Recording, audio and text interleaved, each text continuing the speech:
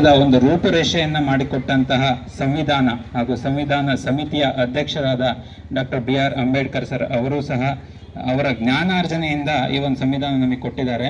So ಈ ಸಂವಿಧಾನ ನಮಗೆ ಅಬ್ಸಲ್ಯೂಟ್ ಅಲ್ಲ, ಅಂದರೆ ಯಾವುದಕ್ಕೂ ನಾವು ಸ್ವಾತಂತ್ರ್ಯ ಇದೆ ಅಂತ ತಿಳ್ಕೊಳ್ಳೋಂಗಿಲ್ಲ, ಎಲ್ಲದಕ್ಕೂ ಇದೆ ಅಂತ ತಿಳ್ಕೊಳ್ಳೋಂಗಿಲ್ಲ. ಅದಕ್ಕೆ ಕೆಲವೊಂದು ಕಟ್ಟುಪಾಡುಗಳಿದ್ದಾವೆ, ಅದು ನಮ್ಮ ಸಂವಿಧಾನದಲ್ಲಿ ದಾಖಲಾಗಿರುತ್ತದೆ. ಸೊ ಅವನ್ನೆಲ್ಲವನ್ನೂ ನೆನೆಸ್ಕೊಂಡು ನಮ್ಮ ಕರ್ತವ್ಯ ಜವಾಬ್ದಾರಿಗಳನ್ನು ಗಮನದಲ್ಲಿ ಇಟ್ಕೊಂಡು ಸ್ವಾತಂತ್ರ್ಯವನ್ನು ನಾವು ಅನುಭವಿಸಬೇಕು. ಆ ದಿನಗಳು ಹೇಗಿದ್ವು ಅಂತ ನಾವು ಒಮ್ಮೆ ಯೋಚನೆ ಮಾಡಿದರೆ ಅದು ಹೇಗೆ ಸಿಕ್ತು, ನಾವು ಈಗ ಹೇಗಿರಬೇಕು ಅನ್ನೋದನ್ನ ನಾವು ಅರ್ಥ ಮಾಡ್ಕೊಬಿಡ್ಬೋದು.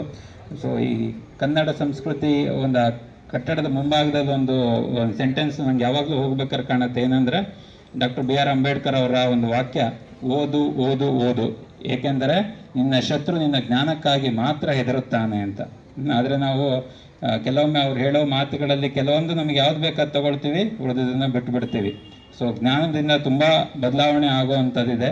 ಹಾಗೆ ನಮ್ಮ ಕರ್ತವ್ಯವೇ ನಮ್ಮ ಗುರುತು ಹಾಗೂ ನಮ್ಮ ಒಂದು ವ್ಯಕ್ತಿತ್ವವನ್ನು ಅಳತೆ ಮಾಡುತ್ತೆ. ಹಾಗಾಗಿ ಈ ಸ್ವಾತಂತ್ರ್ಯದ ಜೊತೆಗೆ ನಮ್ಮ ಜವಾಬ್ದಾರಿಗಳನ್ನು ಮುನ್ನಡೆಸ್ಕೊಂಡು ಆಸ್ಪತ್ರೆ ಅಭಿವೃದ್ಧಿಯಾಗಿ ಎಲ್ಲರೂ ಶ್ರಮಿಸೋಣ ಅಂತ ಕೇಳ್ಕೊಳ್ತಾ ನನ್ನ ಎರಡು ಮಾತನ್ನು ಮುಗಿಸ್ತೀನಿ.